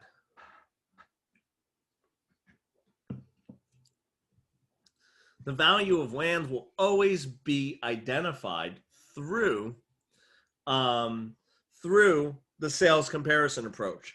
And land never depreciates. Yeah, that's why we depreciate the structure, the improvements, and never land. We never depreciate land. Now, here's the thing. I want to kind of clarify something, because someone said this to me the other day. They said land never depreciates. I said the value of land could fluctuate. I said the value of land could, you know, go up or down. And then they screamed at me and said, land never depreciates. I said, no. When you are using the cost approach, you never depreciate land, right? That's why we separate improvements from land. In the cost approach, you never depreciate land. But the value of land, yeah, sure as heck could depreciate. It could go down, okay? And that's why we use the sales comparison approach, because here's the thing. Might be more valuable, might be less valuable, okay? So let me give you a perfect example as to when something might be more valuable or less valuable, okay? I live over by the Jersey Shore, all right? Now, there are certain towns that used to be high crime areas where all of a sudden the cops were going down, and I would tell my wife, no, never go down that road. That is a bad road. And then all of a sudden a developer came in and said, we're going to build a 10-story luxury condominium place there. And then everyone moved there. And then all of a sudden they started building other stores there. And then as soon as we got the Lululemon, I was like, Mrs. Stu, You could go to the Lululemon there. You could go to this. We have officially gentrified this awful area. So guess what? The value of land when it was a crime-ridden cesspool, okay, was, okay, comparable sales. No one wanted to live there. There was no Lululemon, okay? There was no luxury things. We couldn't get the Jamba Juice, okay? That's how I gauge if we're doing good in an area. Once you got a Jamba Juice and a Lululemon, you're good, okay? So now all that stuff comes in. Guess what? The value of the land has gone up because the sales comparisons have gone up, okay? Land value can fluctuate. It can appreciate and it can depreciate. But in the cost approach, an appraiser will never depreciate land. Does that make sense? Yeah, that does make sense, right? Thank you, Stu. And of course, now you're going to gauge everything by does it have a Lululemon or a Jamba Juice? Now, let's look at the income approach, okay? The income approach. What is the income approach? I love Lululemon too. It breaks the bank account though. You go to Lululemon, and this is what my wife always says whenever she walks into Lululemon. It's funny that, well, you know what? She's not here. She's not within earshot, so she doesn't hear this. So Mrs. Stu always goes into Lululemon, and she goes, "Oh my God, I'm so fat." I'm like, "You're not fat." I was like, "It's just the people that shop there are very, very fit and, you know, tiny." The income approach is investment properties, commercial buildings. Yeah, we would definitely call it investment properties because what they do is they consider either the gross rent multiplier method. Okay, because understand this, these are the three approaches to value, meaning that, so Yvette said, is it 4 or 5 units or more? Yeah, I get that confused. So when it comes to residential properties, they typically refer to it as 1 to 4 units. Now, what I will tell you is this. So it's usually vacant lots in 1 to 4 units. Now, just so you know, for test questions, they would refer to residential properties as 1 to 4 units in single vacant lots, okay? When you have a situation where it's more than that, okay, or even at the 3 or 4 unit mark, the appraiser might still use the income approach because if there's not enough sales data, okay, like if you have a 3 unit building and or a 3 unit home and there's not a lot of them in the area that are sold, they might be forced to use the income approach. Like that just might be the case because there's not enough data to pull for the market data or sales comparison approach. Does that make sense? So I don't want you to be kind of plugged in that residential properties are always going to be the sales data or the sales comparison approach. There could be a scenario on the test where you have to use critical thinking. You got to use the noodle and you got to figure out which one it's going to be. Okay. So if it's 1 to 4 units and they're strictly talking about the units without giving you any other context of that, then I would say sales comparison market data approach. But if they say 3 unit, no sales data, have to use the income approach. Like I would use the income approach, okay? So the income approach, you're going to either use the gross rent multiplier, okay? Or the cap rate method, okay? And that's all the opinion of the appraiser. And I go over that in my math seminars where we sit there, we do a lot of cap rate problems, and I have a ton of cap rate problems on my YouTube channel. So go ahead, check that out when you get a chance, because I think those are great ways to educate yourselves on that. But I want to keep moving and grooving. So let me ask you this. Are there any other questions that you guys have? Any other questions, concerns, burning desires? Okay. Moving it. Boo, boo, boo. As I erasey. Got to erasey. So we have some more space. Okay. Got to do the erasey. Okay. Because I like having more space. So I don't want to do that much erasey. Let's see. Now, let's keep track of where we are so that we know. Okay. So let's go to this. Let's go to contracts, because you guys love contract questions and I love helping you out with that.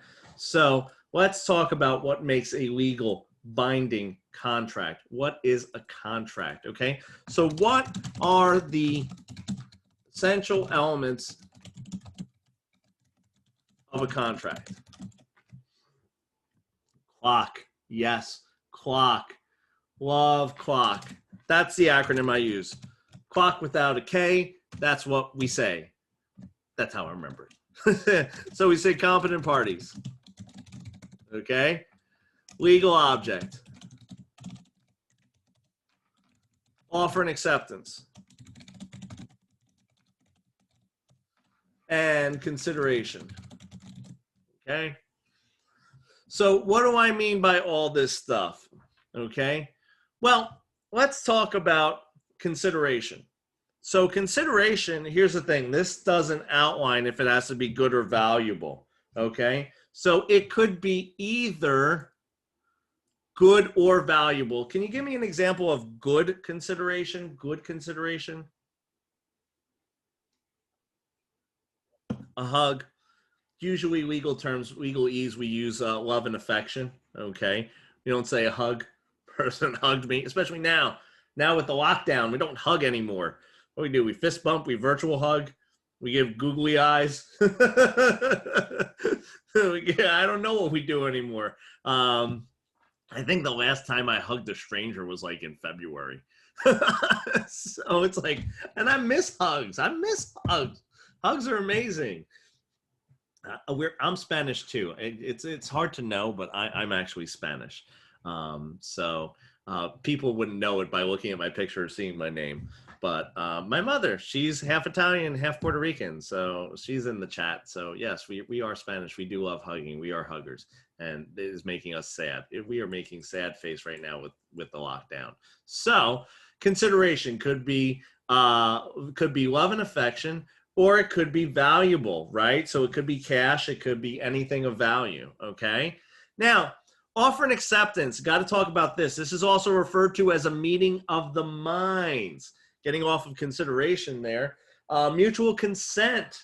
Yeah, absolutely. So we have to agree to what is in there, right? We have to agree to it. We have to make sure that we know what we're talking about, okay? Now, let me ask you this question. You ready? So hands on the buzzers. There's a lot of long questions on offer and acceptance, and I'm going to give you a question that I have for you. You ready? Offer and acceptance.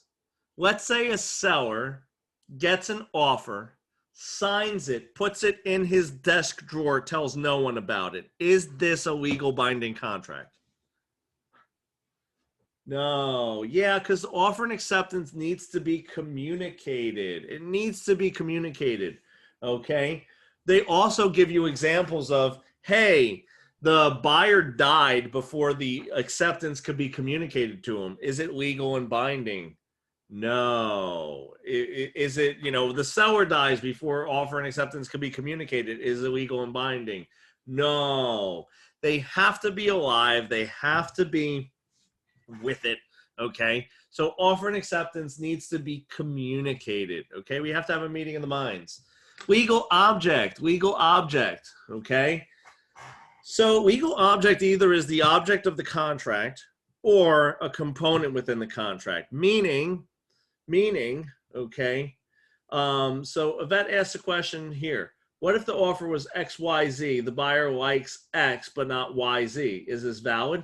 That constitutes a counteroffer, okay? So they've officially made a counteroffer where the offer that was made was, and this is what you gave me. You said X, Y, Z. Buyer then counteroffers, okay, and says, no, YZ. So now what happens is this offer is no longer valid, okay? YZ is now the offer on the table, the counteroffer to the seller, okay? So what happens is as soon as a counteroffer is made, it negates the other offer. It negates or cancels the other offer, right? So let's take a look at this. So we have legal object, okay, means the objective of the contract or a component of it, okay? So if I said to you, hey, I have 5 pounds of crack cocaine, I think that you are a really nice person, and I think that you would be able to peddle my crack cocaine very efficiently. So why don't we sign this contract where I will give you 5% of the sales of my crack cocaine? That is an illegal object. It would be what we consider void, okay? It does not meet the legal standard of being a legal contract. Also, let's say that I were to purchase your property, okay? I'd say, hey, I'd like to buy your property, Samantha. I want to buy your property. And you're like, oh, that sounds great, Stu. How would you like to pay me? I'd be like, with 5 pounds of crack cocaine. We'd be like, no, it has an illegal component to it. So the legality of the object or illegal components must be in the contract. If there are illegal components or an illegal objective of the contract, it is a void contract. And we'll get into void, voidable, unenforceable, all that kind of stuff, because that's where you really want to go. I know. And then competent parties means that they have to have competent parties, okay? They can't be under duress. They cannot be in certain things, because otherwise it could change the validity of the contract. It might become voidable. It might become unenforceable, all those kinds of things. So these are the essential elements for a legal, valid contract. Capiche? Capiche. Can they be under 18? State-specific question. You ready? And also depends on what the contract is for, okay? So if a minor can sign a contract, okay, let's say that I deal with, so I have a collection of fountain pens, and the last I checked, minors could buy pens, right? Like there's nothing illegal about that. Sorry, okay? I didn't understand. Google, stop. So what happens is I have fountain pens, and what happens is this: if all of a sudden I get into a contract with a minor to buy 3 of my fountain pens, okay, that is a legal contract because there's nothing illegal about it. Okay, there's nothing that says minors cannot buy fountain pens. Okay. But it would be voidable on the part of the minor because they are a minor, okay, despite its legality. So it wouldn't be void. So if it has an illegal purpose, it would be void, okay? But if they're under 18 and it's absolutely legal for them to enter into said contract, then what would happen is this. It would be a voidable contract, okay? Does that make sense? Okay, so contracts could also be one of 2 things, okay? Unilateral. Ooh, I don't know how to type unilateral. They could be unilateral or bilateral. They could be express or implied. And then they could be executory or executed, okay? So unilateral or bilateral. So what is a bilateral contract? What is a bilateral contract? That is a contract that is a promise for a promise. Thank you, Yvette. Okay, so a promise for a promise when we're exchanging one promise for another. So if you said, hey, Stu, I'd like to buy one of your fountain pens for $300. Yes, they do get that crazy. So what would happen then is I would say, oh, I will be more than happy to sell you my fountain pen for $300. Okay, that is a promise for a promise. I am giving you possession of my fountain pen. You are giving me $300. Promise for a promise. Unilateral contracts are usually option contracts. So tell me, what's an option contract? So typically option contracts, I always say usually the word or comes in, right? So you could buy my property or you could not, okay? So what happens is a unilateral contract is binding on the option or, right? Because we know the OR gives and the EE receives. Why? Because there's more E's and receives than gives, okay? EE always receives, okay? And the giver is always the OR. OR gives, EE receives, okay? So the option or in a unilateral contract, which is also an option, is bound to it, okay? And a great example would be an option to purchase, right? And an option to buy. You have the option to buy or not buy, okay? Also, let's say that all of a sudden I saw a poster that had, you know, Mr. McFluffles, okay? Mr. McFluffles is lost, okay? Now, I sit there and I go, oh my gosh, there's a reward of 1 fountain pen, okay? Because I love me some fountain pens. So Mr. McFluffles is lost, and the reward is 1 fountain pen if found. So guess what? That is an option unilateral contract. I could choose to go find Mr. McFluffles, okay? Or I could not, okay? That is an option contract. The optionor would be bound to give me 1 fountain pen if I deliver Mr. McFluffles, okay? So that's when I would just sit there, buy a little mouse at the store, put some little ears on it, and I'd be like, look, this is Mr. McFluffles. He hasn't eaten in a long time, so he's gotten smaller. That's my joke for right now. I need that right now because that's why we're getting into the home stretch. So let's talk about express and implied. Express and implied contracts. So what is an implied contract?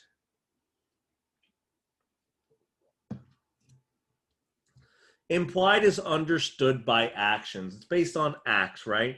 Yeah, so like I go to sit down at a restaurant and I say, I would like to purchase or I would like to order the filet mignon, okay? I'm like, I would like that. Or I see on Instagram, these people buying the tomahawk steaks. I want a tomahawk steak. I want meat.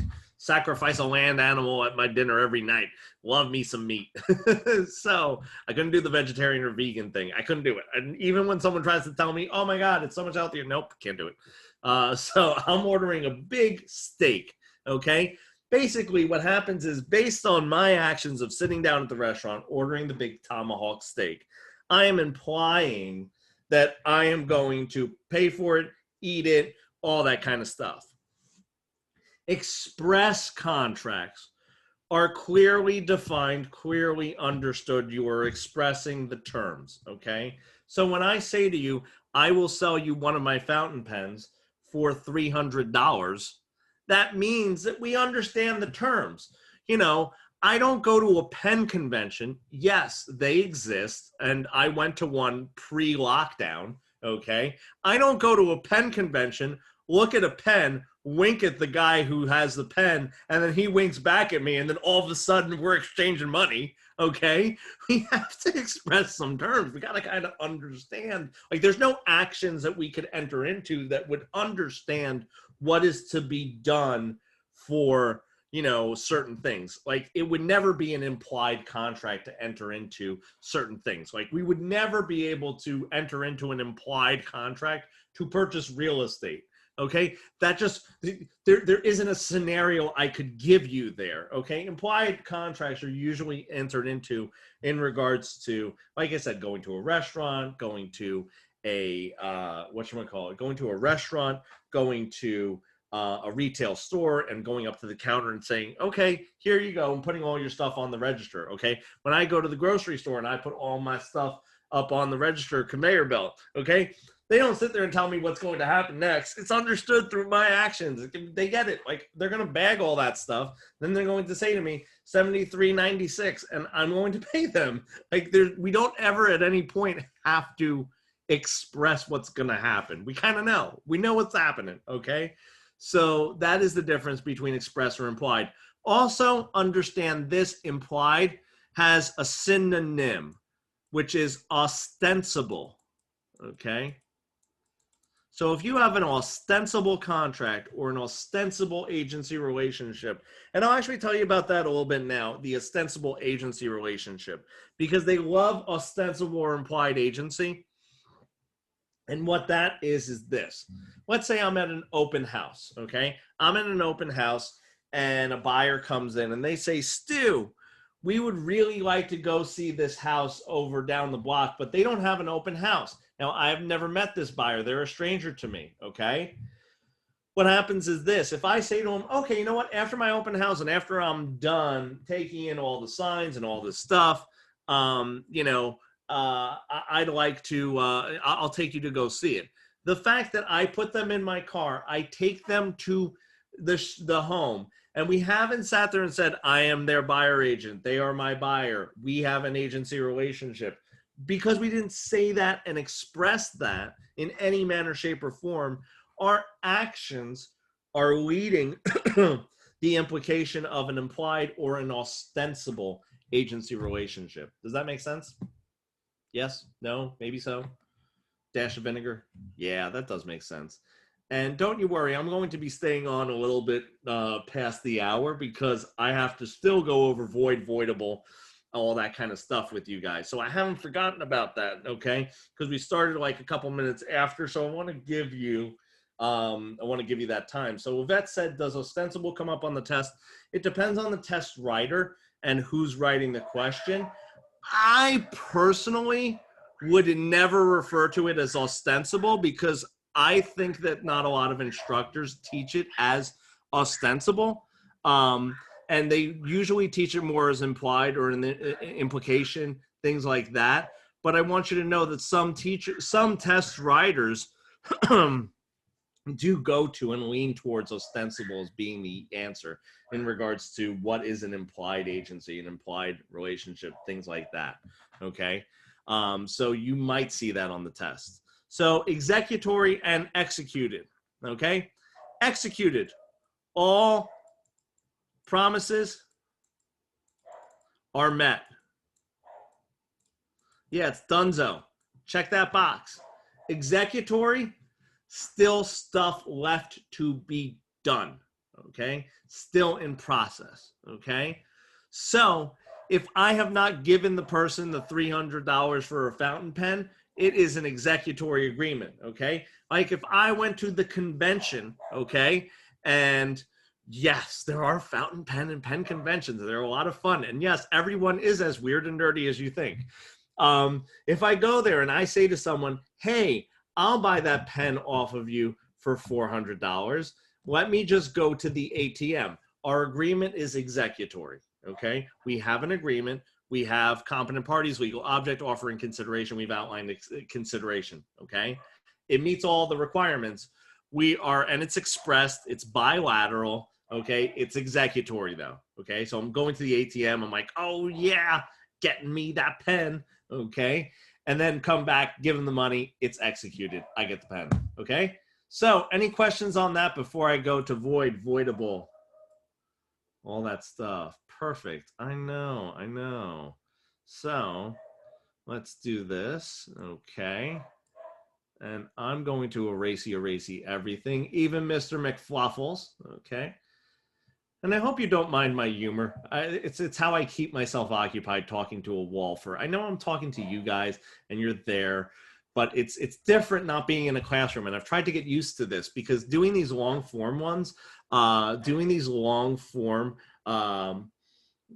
so Ezra said, I had a question about a person going in a cab. That would be implied, right? Yep, that would be implied or ostensible because at no point does the taxi rider go, okay, I'm going to take you to your destination, and then when we get to your destination, you're going to pay me a certain amount based on these rates. No. Basically, you get into a cab, that is implied. Absolutely, the action of getting into the cab is an ostensible or implied contract. So that's a great question. I appreciate that. Thank you so much. So, void.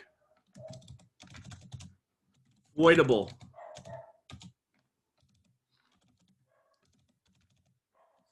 Unenforceable. Enforceable. So let's start with the easiest one, right? Let's start with the easiest one. Enforceable meets all the elements of a contract, all the elements of an essential contract. It is 100% enforceable in court. There is no problems with it, no concerns, no burning desires, okay? It is good to go. All systems go. Green light, okay? Void contract is probably what I feel to be the second easiest contract, okay? Second easiest contract. That is illegal, okay? It has an illegal component. So I say to you, let's sell the 5 pounds of crack cocaine. Okay? Illegal. Not working, okay? So that's a void contract. Now we get to the two that everyone sits there, rips their hair out of their head. Don't worry, I'm going to make it easy for you.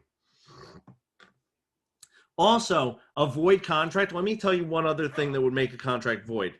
If someone is declared legally incompetent, okay? If someone is declared legally incompetent, that is different from being drunk, okay?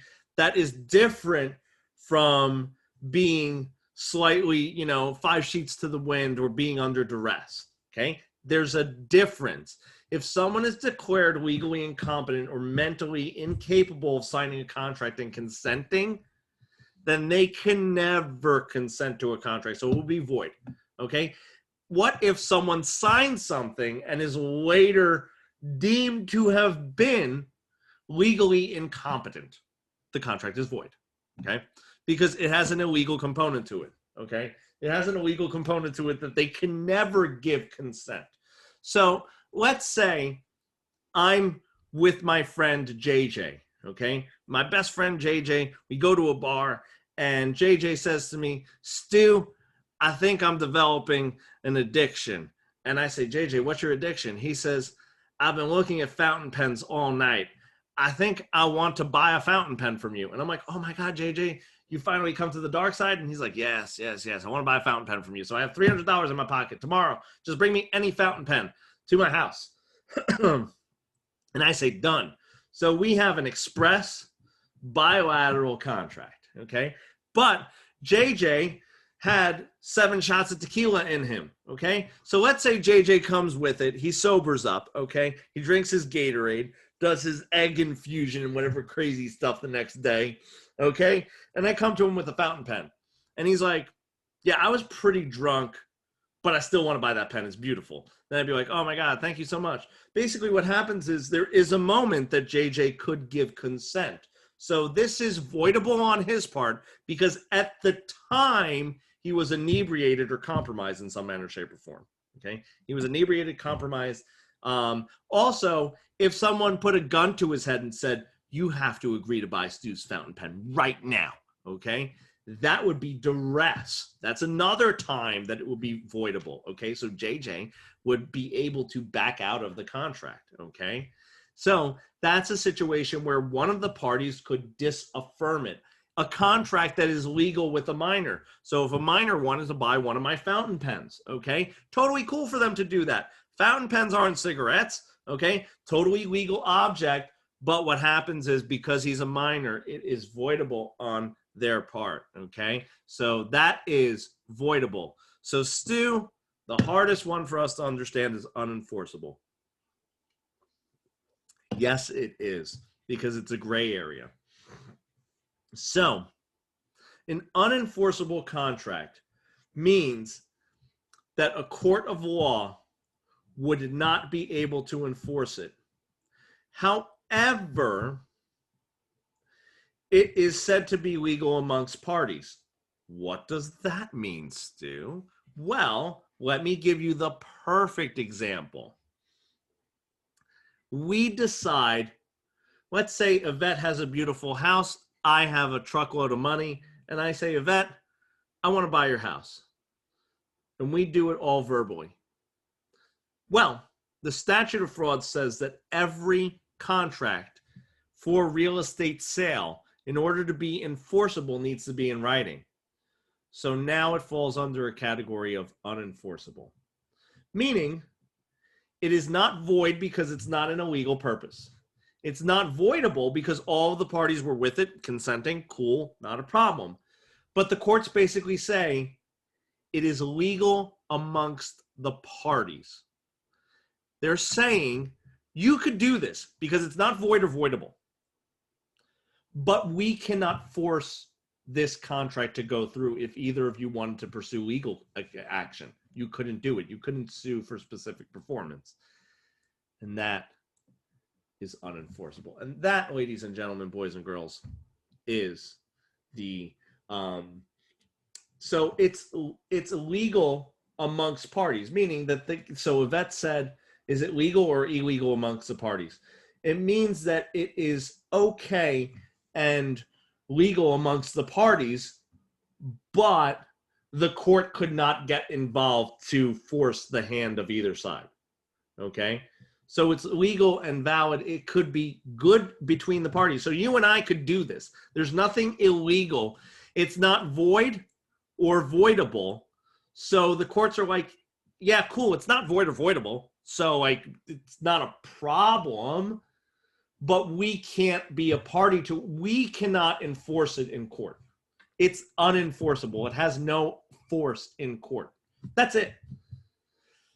So I'm going to stop the recording here, but guys, stay on for a second, okay?